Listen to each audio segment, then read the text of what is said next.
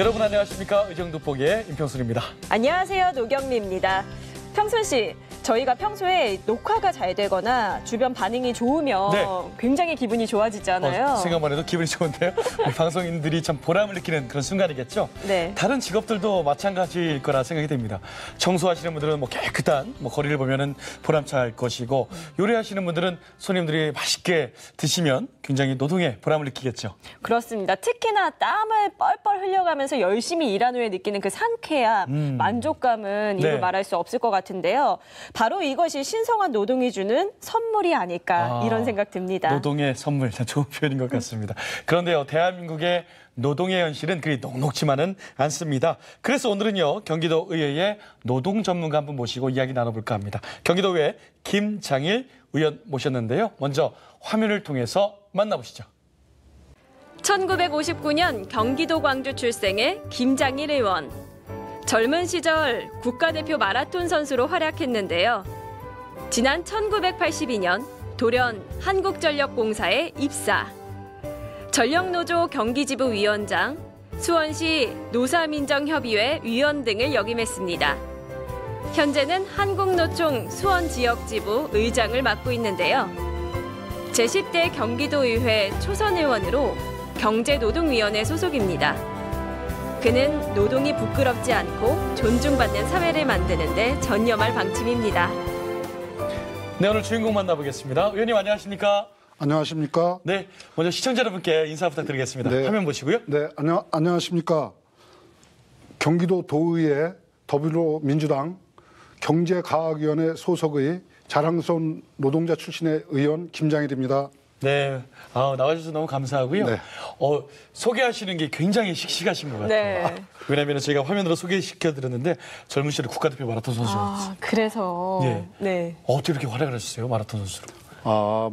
마라톤 선수, 중장거리 선수 네네네. 같이 겸해서 예. 마라톤만 한 게 아니라 그 중장거리도 우리나라 대표 선수 생활을 했고요. 네네네. 그 마라톤도 대표 선수 생활을 좀 대단하십니다. 중장거리면 이제 800m, 1000m 이렇게 800m 공식적인 그 종목은 800m, 1500m, 예. 5000m, 10,000m, 그다음에 그렇죠. 마라톤 이렇게가 그 중장거리 마라톤이라고 할 수 있는 대단하십니다. 그 종목입니다. 저는 100m 선수였습니다. 우리 동네에서.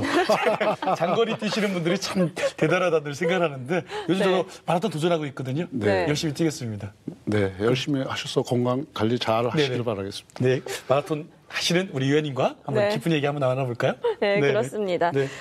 그전에는 이제 마라톤 대표 주자였다면 이제는 아마 노동계의 그렇죠. 대표 주자가 아니실까 싶습니다. 이력이 이와 관련해서 굉장히 상당하세요. 네. 한국전력노조 경기지부의 노동조합 위원장이 네. 9선이고요. 9선이요. 네, 그리고 한국노총 수원지역지부 의장 3선 등 네. 정말 이 대표라 칭해도 되겠죠? 아니, 의원님 그 9선이라고 하면은 이게 네, 3년씩 해서 예. 27년이죠. 그래서 27년부터 26년까지만 했습니다. 의원님 너무 하신 거 아닙니까? 너무 했다기보다는 우리 그 조합원들이 예. 꼭 해달라고 해서 와. 저는 경선 없이 이 노동조합을 위원장직을 맡아왔다고 네. 해도 가언은 아닙니다. 정말 대단하십니다. 물론 예. 수원노총 의장도 경선 없이 지금 계속 삼선을 하고 있는 그런 상황이고. 나에게는 이제 상대가 없다. 상대가 없다는 것보다는 네. 노동조합은 상대를 이해하고 또 네. 솔직해야 됩니다. 네, 네. 자기 무슨 전체적인 통계라든가 또는 계획이라든가 또 비전에 대해서도 솔직하게 이야기를 해야지 감춰놓고 이야기를 하면은 그것이 바로 그렇군요. 조합원들한테 밝혀질 텐데 솔직한 게 장수하는 비결이고 또 때로는 노동조합은 이겨야 된다고 남들이 생각을 하는데 예. 노동조합은 지는 게 노동조합입니다. 져서 결국은 목적지를 좀 늦게 갈 뿐이지 네. 네. 지면서 고지를 달성하면 그게 곧 이기는 길 아니겠습니까? 약간의 역발상이네요. 그렇죠. 네, 네. 역시 그야말로 경기도 노동계의 대부다운 그런 표현이셨습니다. 마라톤 정신이 좀 포함되어 있는 것 같기도 하고요. 듣다 보니 그러네요. 네네. 자, 그래도 누구보다 노동 현장을 잘 아는 전문가로서 이번엔 경기도 의회에 또 명함까지 더하셨습니다. 당연히 노동 문제에 대한 고민이 제일 많으실 것 같은데요. 우선 자세한 수치부터 정확히 알고 저희가 좀 짚고 넘어가는 게 좀 시청자분들이 보시기에 도움이 될 것 같습니다. 경기도의 노동 환경 어떻게 보십니까? 경기도의 노동 환경은 일단 우리나라 인구를 보게 되면 6월 말 현재 통계청 조사에 의해서 보면은 5,310만 명이 저희 그 나라의 인구수입니다. 네네네. 그런데 그 경기도의 인구가 1,357만 명. 네. 즉 우리 그 경기도 인구가 전국 인구의 25.6%를 차지하고 있습니다. 예. 물론 노동계 인구 또한 25%가 넘게 그 차지하고 있기 때문에 네. 그 노동 정책이 상당히 커져야 됨에도 불구하고 지금 그렇지 못한 실정인데요.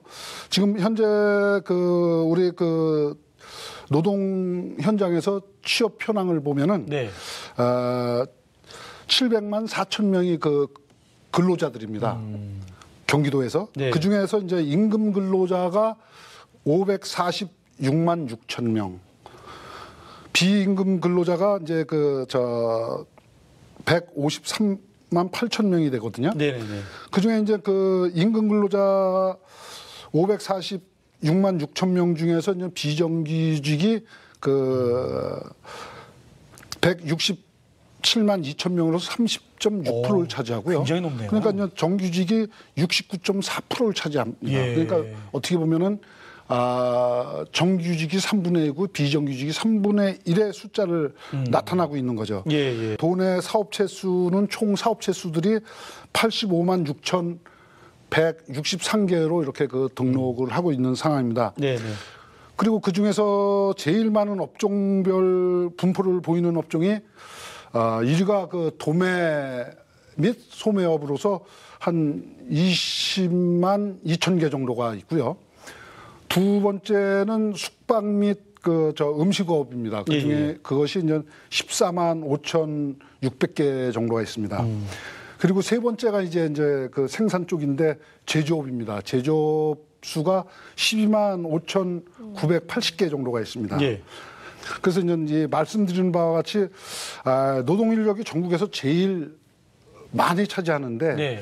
경기도에 이제 도의회에 와 보니까 제가 노동자일 시절에도 그랬지만은 경기도의 조직에서 노동을 담당하는 부서가 노동정책과 달랑 한 과에서 이 많은 일들을 예. 담당하는 것이 현실이었었어요. 네네네.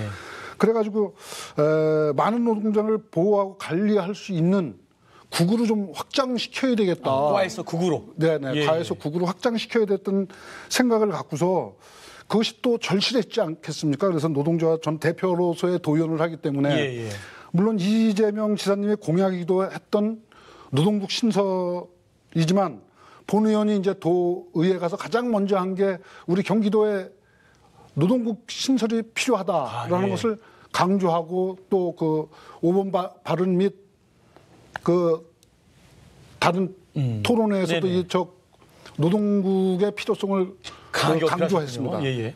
예, 강조하면서 행정감사를 볼 때도 이 노동관리가 제대로 안 되는 문제가 있기 때문에 네네. 행정감사 시에도 그 노동국 신설을 요청했고 또 이런 기회가 되면 노동국의 필요성에 대해서 네. 이야기를 했었습니다. 네네. 그러다 보니까 이제 금년도 7월 1일에 드디어 전국 광역단체에서 네. 최초로 이제 우리 경기도에서 노동국이 신설이 됐습니다. 최초군요. 네. 네.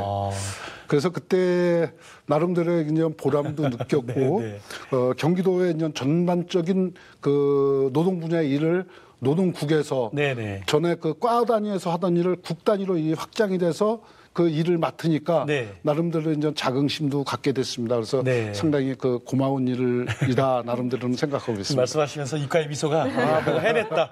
근데 우리 시청자분들께서 보시기에 과에서 국으로 만들어서 확장된 건 알겠는데 규모로 따지면 대략 몇 배가 좀 커진 건가요? 일할 수 있는 능력이. 일할 수 있는 영역이 한 과였었기 때문에 지금은 전 3개 과로 늘었으니까 3개 과? 예, 3배 정도 내지 4배 정도의 인원이 늘어서 그렇군요. 이제 노동을 저 정책적으로 이제 담당을 하고 있습니다. 네, 이번에는 지난 5월에 의원님께서 대표 발의하신 건을 좀 얘기를 나눠볼까 합니다. 청소년 노동인권 보호를 위한 네. 조례가 이제 의결이 됐거든요. 근데 노동인권 보호 어떤 내용일까요? 네, 우리 근로 청소년들이 현장에서 보면은 이게 상당히 불합리한 처우를 받고 있는 경우가 자주 발생하는 예를 볼 수 있지 않습니까? 예.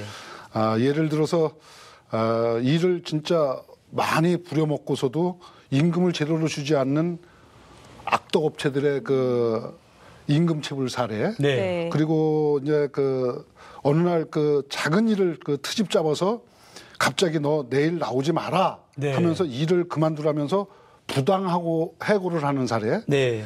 그리고 또 주변이나 또 이 부모님들, 부모 형제들에게도 들어보지 못한 노동 현장에서의 언어 폭력, 폭언. 심지어는 뭐 성희롱 등 네. 네. 이러한 사각지대에서 근로 청소년들이 좀 보호돼야 되겠다 이런 생각을 했습니다. 예. 그래서 우리 경기도 집행부도 책임은 물론 가져야 할 뿐만 아니라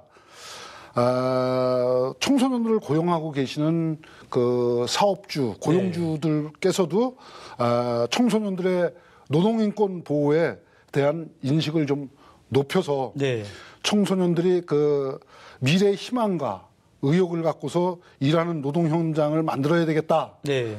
이런 마음으로 경기도 청소년 노동인권 보호를 위한 조례를 발의했다고 보시면 좋을 것 같습니다. 이게 참 우리 어른들이 패스트푸드점이나 뭐 영화관이나 이렇게 아르바이트 하는 친구들은 다 우리 아들, 딸들인데 왜 이렇게 또 임금체불하고 폭언하고 가끔가다 성희롱하는 그런 사건들도 비일비재해요. 근데 이런 조례들이 조금이나마 그런 것들이 좀 없어졌으면 좋을 것 같습니다. 우리 어른들이 잘 알아서 해야 되는데 말이죠. 맞아요. 네. 이렇게 조례가 없어도 사실은 네네네. 어른들이 아이들을 끌어줘야 되는데 예. 아이들에게는 어찌 보면 첫 사회생활일 텐데 정말 좋은 기억들, 정당한 상황들만 생겼으면 좋겠습니다. 네. 자, 그런데요, 노동계약체가 비단 청소년뿐만은 아닙니다.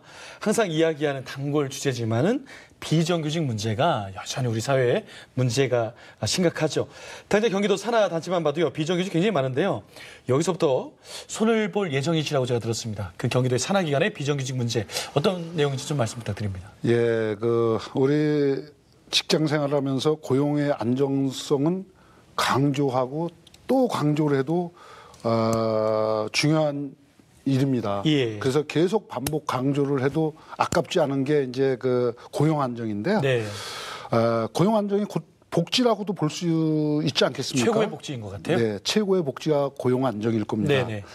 그러나 우리나라 사회는 취업하기도 쉽지가 않지만 비정규직으로 서름을 받으면서 몸살 앓고 있는 냉혹한 현실의 분위기를 가지고 있는 사람들이 제가 서두에 통계적인 말씀을 드렸습니다만 전국 임금 근로자의 한 67%가 정규직이고 비정규직이 33%. 33%. 즉 3명 중에 예, 1명은 비정규직으로 생활을 하고 있는 겁니다. 네네. 그래서 정말로 애석하고 안타까운 일이 아닐 수 없는데요. 우리 경기 우선 도청 내부를 이렇게 보게 되면 경기도청 산하기관에도 비정규직과 정규직을 전환시키기 위해서 많은 노력을 하고 있습니다. 예. 도청 직원들하고 우리 도청의 이 산하기관의 직원들도 정규직과 비정규직으로 이렇게 나눠져 있는데 비정규직들이 있습니다. 그래서 네. 경기도청의 경우는 비정규직에서 정규직으로 전환 대상은 기간제 직원이 310명. 네. 그리고 파견 용역 직원들이 267명이었으나 네. 우리 도는 577명 모두를 현재 직원들은 정규직으로 전환을 시켰습니다. 이 소문 들었습니다. 그렇습니까? 그러나 조금 이제 산하기관의 경우는 네. 공기업과 출자기관에 이제 또 직원들이 있지 않습니까? 거기를 파악해 보니까 1,575명이 비정규직에서 이제 정규직으로 전환돼야 될 대상들이었습니다. 대상들이요? 네네. 네네. 그래서 그 중에서 이제 735명이 정규직으로 전환이 됐고, 이미요? 네네. 네. 현재 840명 정도가 아직까지도 이제 비정규직에서 근무를 하고 있습니다만은 네. 금년 말까지는 전원 이해 정규직을 만들겠다는 그런 그 말씀들이 계시기 때문에 예, 예.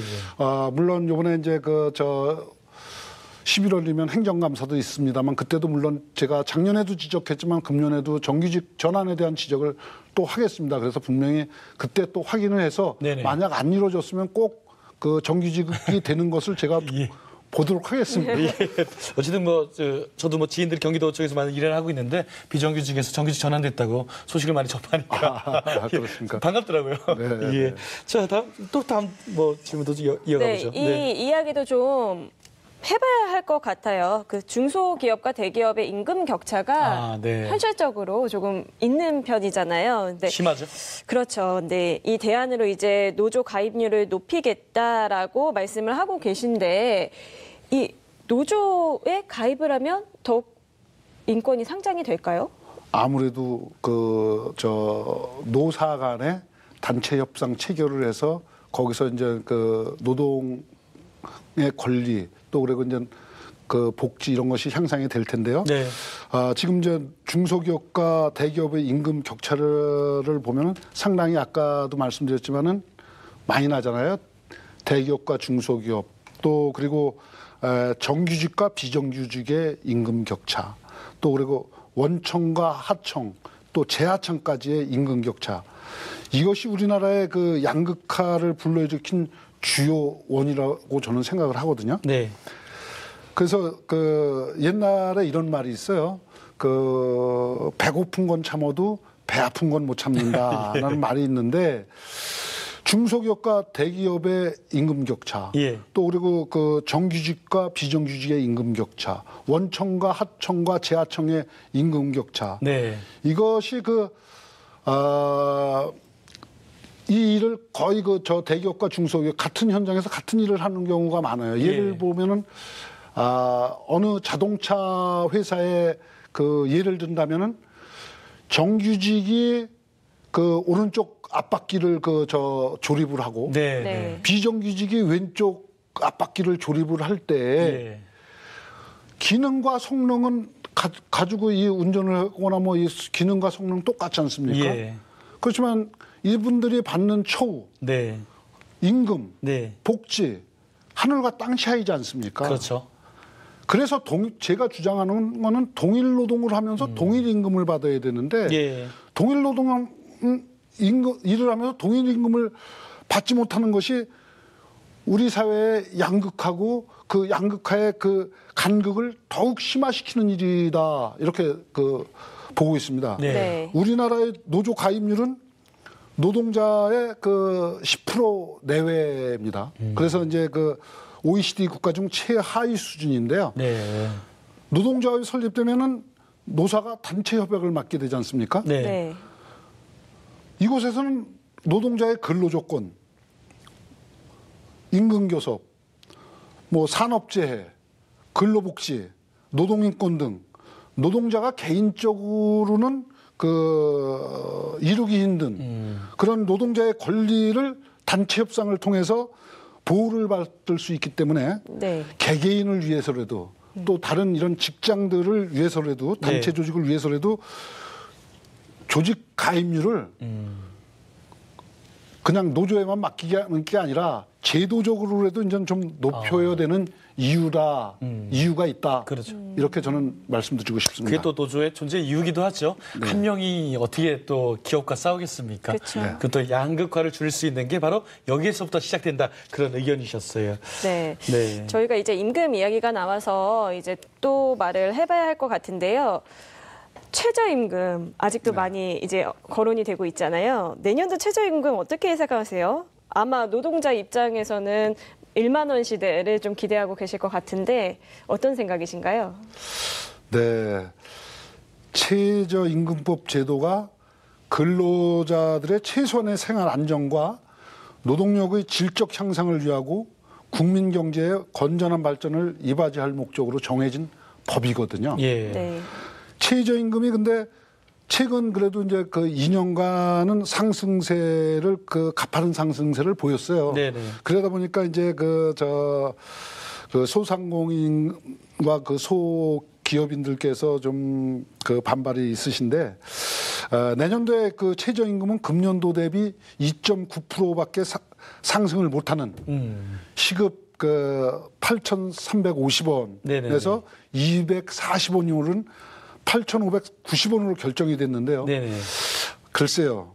최저임금 1만 원 시대까지는 애석하게도 제가 기대했던 것보다는 시간이 조금 길어지지 않을까. 예. 차근차근 잘 그렇습니다. 올라가고 있는 것 같습니다. 의원님께서 또 그렇게 굵직한 문제들을 해결해 나가셔가지고 지난 5월에는 그간의 공로를 인정받아서 정부로부터 산업 포장을 또 수상하셨어요. 축하드립니다. 예. 열심히 하라는 질책으로 알고 예. 더 열심히 하겠습니다. 의원님께 상 드리는 거는 더 열심히 일하는 책임인 것 같습니다. 아무래도. 여러 가지 막 큰 데이터부터 해가지고 여러 가지 이야기를 나눠봤는데요. 마지막으로 카메라 보시면서 아직 못다한 이야기 있으면 짧게 부탁드리겠습니다. 저는 지역에서 오랫동안 노동운동을 해왔습니다. 경기도 의회에 들어와서도 저희 역할은 노동자들의 권익보호와 고용 안정을 위하여 노력하는 것이라고 생각합니다. 노동이 존중받는 경기도를 만들기 위해서